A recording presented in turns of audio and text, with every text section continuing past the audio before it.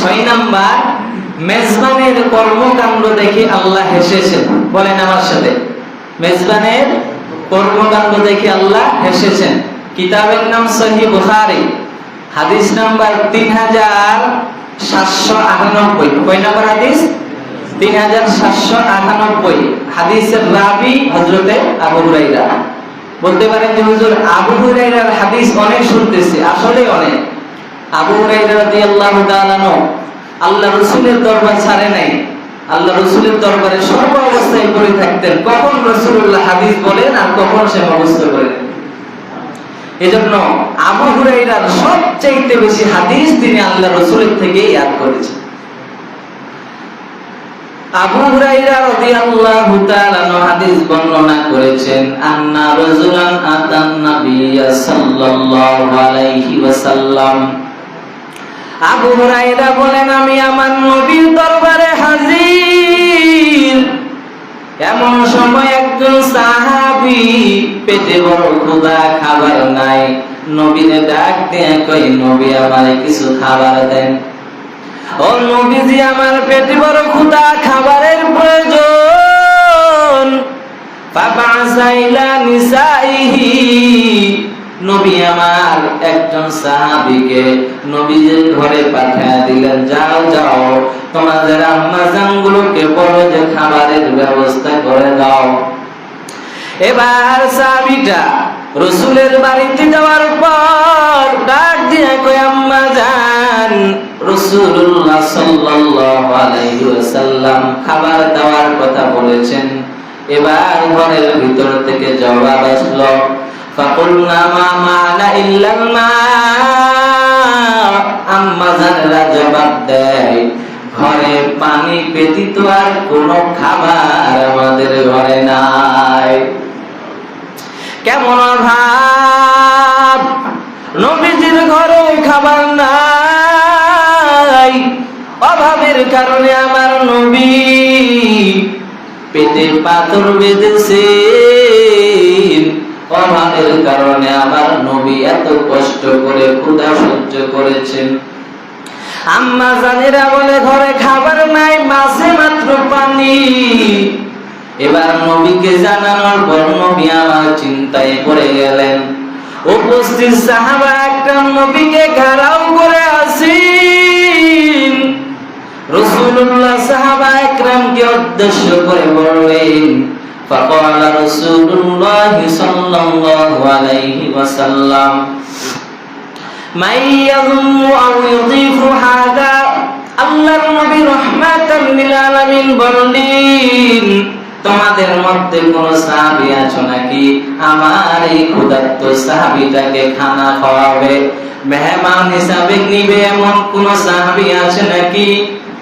এবার একজন আনসারী সাহাবী, নাম হলো আবু তালহা, নাম কি? فقال رجل من الانصار انا। আনসারী একজন সাহাবী, নাম তার আবু তালহা, ডাক দিয়ে কয়, নবী আমার, আমাকে দিয়া দেন, আপনার মেহমান মানে আমার মেহমান। সুবহানাল্লাহ। ও নবী আমার, আপনার মেহমানটারে আমারে দিয়া দেন।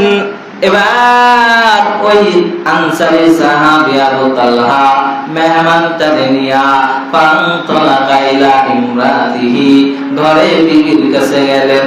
ফাকালা আকরিমি যায়ফা রাসূলিল্লাহ।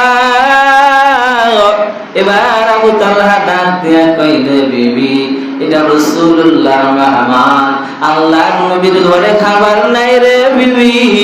নবী আমার এত কষ্ট করেছেন, কোন কিছু খাবার হাতে আসবে নবী নিজের কাছে রাখতেন না, নবী আমার সাহাবা একরামদের মাঝে বন্টন করে দিতেন। নবী বলেন, আমার কাছে যদি কখনো কোনো খাবার অতিরিক্ত থাকতেন, আমি নিজের ঘরে রাখতাম না, আমি কি করে দিতাম? বন্টন করে দিতাম।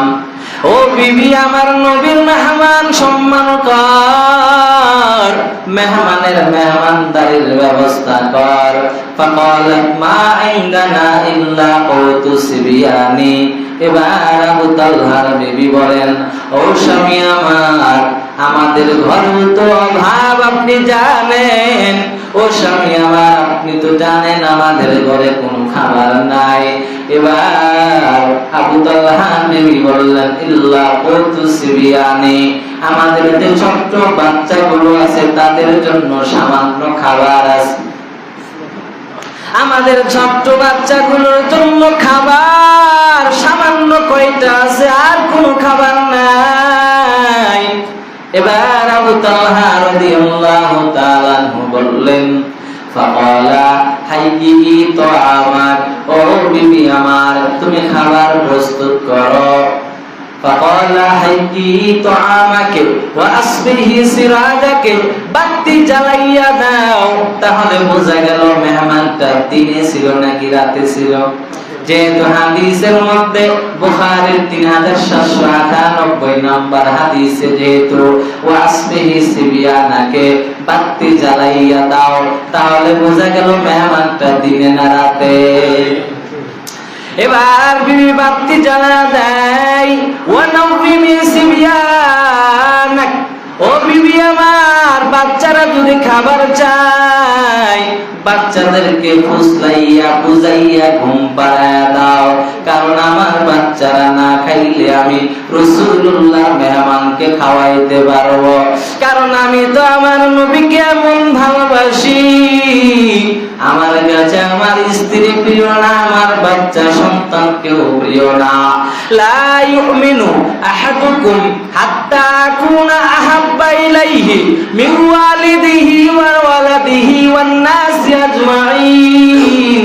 কারণ আমি তো আমার নবীকে বলতে শুনেছি, কোন মানুষ যতক্ষণ পর্যন্ত নিজের মা বাবা স্ত্রী সন্তান সবার থেকে আমি নবীকে মহব্বত করতে না পারবে পরিপূর্ণ মুমিন হতে পারবে না। মা বাবা স্ত্রী সন্তান সবার থেকে কার মহব্বত?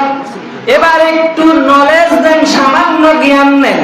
আমি যদি আমার বিবিকে বেশি ভালো না বাসি, আমার রাসূলকে যদি বেশি ভালোবাসতে চাই, তাহলে রাসূলুল্লাহর সুন্নাত আমাদের ভিতরে থাকা দরকার। আমার রাসূল বলেন দাইমি সুন্নাত হলো দাড়ি রাখা। আর যুবক কেন দাড়ি রাখো না? দাড়ি রাখা তো দাইমি সুন্নাত। তুমি তাহলে আল্লাহকে বেশি ভালোবাসো, রাসূলকে বেশি ভালোবাসো না তোমার বিবিরে ভালোবাসো? জবাব দাও। দাড়ি রাখা দাইমি সুন্নাত, আমার নবীর সুন্নাত। কাল কিয়ামতের ময়দানে নবীর সুন্নাত গুলোকে বাছাই করে করে মানুষগুলোকে জান্নাতে নিয়ে যাওয়া হবে। তোমার গালে যদি নবীর সুন্নতি দাড়ি না থাকে, নবীর উম্মত হিসাবে কিভাবে পরিচয় দিবা চিন্তা কর। দাড়ি রাখা দাইমি সুন্নাত। বিবি বলে খবরদার দাড়ি রাখা যাবে না, এখনো তো বাচ্চার বাবাই হও নাই, এখনো তো মেয়ে সন্তান বিবাহ দাও নাই, এখনো দাড়ি রাখলে মানুষ বুড়ো বলবে বুড়ো বলবে। আই হাই, তাহলে কার মহব্বত বেশি হলে? জবাব দেন। বুঝতে পারলেন? যদি বিবি বলে যে এখনো তো সন্তান বিয়েই দিলা না, এখনো তো মেয়ে বিয়ে দাও নাই, এখনো তো নানা হও নাই, তো তুমি কিভাবে দাড়ি রাখবা? মানুষ তো বুড়া বলবে। তো বলেন, এখন যদি বিবির কথায় আপনি দাড়ি না রাখেন, তাহলে কষ্ট দিবেন কাকে? রাসূলুল্লাহ সাল্লাল্লাহু আলাইহি ওয়াসাল্লামকে। আর যারা রাসূলকে কষ্ট দেয় তার সুপারিশ পাবে? এখন আপনি বলেন যে দাড়ি রাখলাম না, রাখবো। এই রাখবো যে কথাটা বললেন, বলেন তো এই রাখবো এই বলাটার সময় পাবেন আপনি? কখন রাখবেন? মেয়ে বিয়ে দিব তখন। মেয়ে বিয়ে দিলেন কখন? বলে 5 বছর পরে। 5 বছর বাঁচবে? আপনি যদি 5 বছরের গ্যারান্টি দিতে পারেন, তাহলে আমিও আপনাকে হাদিস দিয়ে দলিল দিব, ঠিক আছে আপনি 5 বছর রাখেন না, 5 বছর করে রাখেন, কিন্তু গ্যারান্টি দিতে হবে যে 5 বছর বাঁচবো। পারবেন কেউ? এখানে কেউ গ্যারান্টি দিতে পারবেন যে আমি 5 বছর পর্যন্ত বাঁচবো? তাহলে কেন? আপনি দাঁড়িয়ে রাখলে আপনার বিবি ভাত খাবে না আপনার বাড়িতে? আমাদের ঘরে বিবি নাই, কথা বলে না কেন? আমাদের ঘরে বিবি নাই, তাহলে আমাদের ঘরে যদি থাকতে পারে তা আপনাদের ঘরে তো আরো বেশি থাকবে। আমরা হুজুর মানুষ, ইনকাম বা কয় টাকা করি, কিন্তু আপনারা তো অনেক ইনকাম করেন, আপনাদের ঘরে তো আরো বেশি থাকবে। কি বলেন? তাহলে দাঁড়িয়ে রাখবেন তো সবাই? এখন চিন্তা করেন যে হুজুর যা বয়ান দিবেন দেন, এই বয়ানটা একটু বাদ দেন, এটা আপাতত স্থগিত করেন, অন্য বয়ান তো খুব ভালো লাগে, কিন্তু এখন একটু মনটা বেজার, একটু খারাপ লাগতেছে। খারাপ লাগা স্বাভাবিক ভাই, মরবেন তো অবশ্যই, এই কথা কেউ অবিশ্বাস করবে না। একটা পাগলকে যদি বলেন সেও বলবে যে না, মানুষ মরণশীল। তো একটু মরণের কথা চিন্তা করেন, দাঁড়িয়ে রেখে দেন, অসুবিধা কোথায়? ঘরে বিবি ভেঙে যাবে, ইনশাল্লাহ বউ আমি দিব। যার ঘরে বিবি ভেঙে যাবে বউ আমি দিব। আমার কাছে অনেক ঘটক আছে, যদি বউ লাগে বউ আমি দিব, কিন্তু দাঁড়িয়ে রেখে দেন। আচ্ছা, কোথায় ছিল বয়ানটা? কতদূর পর্যন্ত বয়ানটা ছিল? তিনি বললেন যে ফাকরিনি যাইফা রাসূলুল্লাহি সাল্লাল্লাহু আলাইহি ওয়াসাল্লাম। আবু তালহা বললেন, বিবি আল্লাহ রাসূলের মেহমানকে কি করো? সম্মান করো। তো তিনি বললেন যে খাবারের তো কিছু নাই, বাচ্চাদের সামান্য খাবার আছে। তো তিনি বললেন যে বাচ্চাদেরকে ঘুম পাড়াই দাও। বাচ্চাদেরকে কি করে দাও? ঘুম পাড়াই দাও। কারণ কার মেহমান নিয়ে আসছি? আল্লাহ রাসূলের মেহমান, অসম্মান করা যাবে না। বাচ্চাদের ঘুম পাড়াইয়া দাও। ওয়াসবিহি সিরাজাকে, ও বিবি আমার বাতি জ্বালায়া দাও। ওয়া নাফিহি সিরিয়ানাকে, বাচ্চাদের ঘুম পাড়াইয়া দাও। ইযা আরাদু আশাআন, যখন মেহমানকে খানা দেওয়ার সময় হয়ে গেল, ভাত খাওয়ার সময় যখন হয়ে গেল, এবার বিবি ফাহিয়া তাআমাহা, আবু তালহার বিবি খানা প্রস্তুত করলেন। ওয়া আসবাহা সিরাজাহা, বাতি জ্বালায়া দিলেন। আগের যুগের বাতি কি কারেন্টের লাইট ছিল নাকি? চেরাগ ছিল। কি ছিল? এবার বাতি জ্বালায়া দিলেন। ওয়া নাওয়ামা সিবিয়ানাহা, বাচ্চাদেরকে ঘুম পাড়ায়া দিলেন। সুম্মা কামাত কান্নাহা তুসবিহু সিরাজাহা, আবু তালহার বিবি জানেন খাবার মাত্র সামান্য, বাচ্চাদের খাবার ছিল। একজন বাচ্চার খাবার বড় মানুষের খাবার সমান হয় নাকি? বাচ্চা তো সামান্য খায়, বড় মানুষ হাফ কেজি চাউলের ভাত খায়। এবার আবু তালহার বিবি দেখছেন খাবার মাত্র সামান্য, এই খাবারটা মেহমানের হতে কষ্ট হয়ে যাবে। আমাদের তো দূরের কথা, এই খাবারটা মেহমানের কি হয়ে যাবে? কষ্ট হয়ে যাবে। সুম্মা কামাত, আবু তালহার বিবি দাঁড়ায় গেলেন। কান্নাহা তুসলিহু সিরাজাহা, আবু তালহার বিবি দাঁড়িয়ে বাতিটা ঠিক করার বাহানা করে বাতিটা নিভায়া দেয়। ফাআতফাআতহু, ওই বাতি ঠিক করার বাহানা করে বাতি নিভায়া দেয়। ফাজালা ইরিয়ানি আন্নাহুমা ইয়াকুলান, মানুষ খাইলে যেমন শব্দ হয়, মুখে যেমন আওয়াজ হয়। এবার স্বামী আর স্ত্রী আবু তালহা মেহমানকে খুশি করার জন্য লাইট অফ করে দিলেন। আর স্বামী আর স্ত্রী দুইজনে মুখগুলো চাবাইতেছে, মানে আন্দাজি চাবাইতেছে, যেন মেহমান বুঝতে পারে যে আমার সাথে ঘরের মেজবানেরাও খানা খায়। কারণ যদি দেখে মেজবানেরা নিজে না খাইয়া আমারে খাওয়ায়, তাহলে কোনো মেহমান সহজে খানা খাবে না। মেহমান এবার খানা খাইতেছে, বাতি নিভায়া দিল। স্বামী আর স্ত্রী উভয়জনে মুখে আওয়াজ করতেছে খানা খাওয়ার মতো। সারা রাত স্বামী আর স্ত্রী এইভাবে কাটায়া দিলেন, কোনো খাবার নেই। আল্লাহু আকবার। ক্ষুধার্ত অবস্থায় সারা রাত কাটা দেয়। এরপরে সকাল যখন হয়ে গেল, ফালাম্মা আসবাহা গদা ইলা রাসূলিল্লাহি সাল্লাল্লাহু আলাইহি ওয়াসাল্লাম, সকাল হয়ে গেল, সাহাবী আবু তালহা আমার নবীর কাছে হাজির হয়ে গেলেন। এবার নবী ডাক দিয়া কয়, রে আবু তালহা, ফাকালা দাহিকাল্লাহুল লাইলা, ও আবু তালহা, গত রাতের ঘটনা দেখে আমার আল্লাহ হেসে দিয়েছে। গত রাতে তোমরা স্বামী আর স্ত্রী যেই কর্মকাণ্ড করেছো, মেজবানের সাথে যেই ব্যবহার করেছো, মেহমানের সাথে যেই আচরণ করেছো, আমার আল্লাহ বড় খুশি হয়ে গেছে। আওয়াদিবা মিন ফালিকুম ইয়া আবু তালহা, আর আমার আল্লাহ তোমাদের কর্মকাণ্ড দেখে আশ্চর্য বোধ করেছেন। এমন মানুষও কি দুনিয়াতে পাওয়া যায় নাকি? নিজের বাচ্চাদের খাবারটা মেহমানের সামনে নিয়ে হাজির করে দিলেন, নিজেরা খাই নাই। আর আমাদের হালাত মেহমান দেখলে ভয় পায়। এর পয়গম্বর ইব্রাহিম নবীর ইতিহাস তাকাইয়া দেখো, ইব্রাহিম নবী মেহমান না নিয়ে খানা খাইতেন না। খলিলুল্লাহ আল্লাহর পয়গম্বর ইব্রাহিম মেহমান ধরে নিয়ে আসতেন, তারপরে খানা খাবার জন্য বসতেন। আর আমাদের ঘরে মেহমান আসলে আমাদের চেহারা কালো হয়ে যায়। কেন রে ভাই? মেহমান তো তোমার খাবার খাবে না, মেহমানকে আল্লাহ যেখানে রিজিক দিয়েছেন সেখানেই খাবে। মেহমানের খাবার যদি আজকে দিনাজপুরে থাকে সেখানে খাবে, না খাওয়া পর্যন্ত মরণ হবে না। বিশ্বাস করেননি আপনারা? মেহমানের রিজিক কেউ ছিনাই নিতে পারবে না। আল্লাহ যার রিজিক যেখানে রেখেছেন সেখানেই তার রিজিক হবে। মেহমান দেখলে আনন্দ হয়ে যাও, মেহমান দেখলে খুশি হয়ে যাও, মেহমান দেখলে খুশি হয়ে যাও। মেহমান দেখলে চেহারা কালো করবা না। যদি কালো করো নারাজ হয়ে যাবে আরশের মালিক। আরশের মালিক যদি নারাজ হয় তোমার যা আছে সব কিছু ধ্বংস হয়ে যাবে। মনে করিও না আমার 50 বিঘা সম্পদ, আমি অনেক সম্পদের মালিক। আল্লাহ তাআলা রাজাকে ফকির বানাইছেন, ফকিরকে রাজা বানাইছেন। কত ঘটনা নিবেন আছে, অহরহ ঘটনা। ও বান্দা আল্লাহর বিধানকে মেনে নাও, নবীর তরিকার উপরে চলো, মেহমানদারি করো।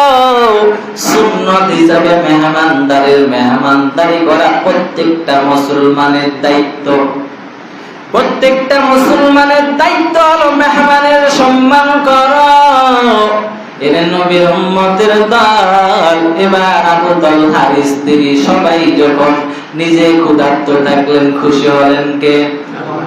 আল্লাহ হাসলেন, খুশি হইলেন। শুধু তাই না, হেসেছেন, আবার আশ্চর্য হয়েছেন। সাথে সাথে কোরআনের আয়াত নাযিল করেছেন। সুবহানাল্লাহ বলবেন না? আবু তালহার কারণে যদি কোরআনের আয়াত নাযিল হয় কত দামি হয়ে গেছে চিন্তা করছেন? কিসের কারণে?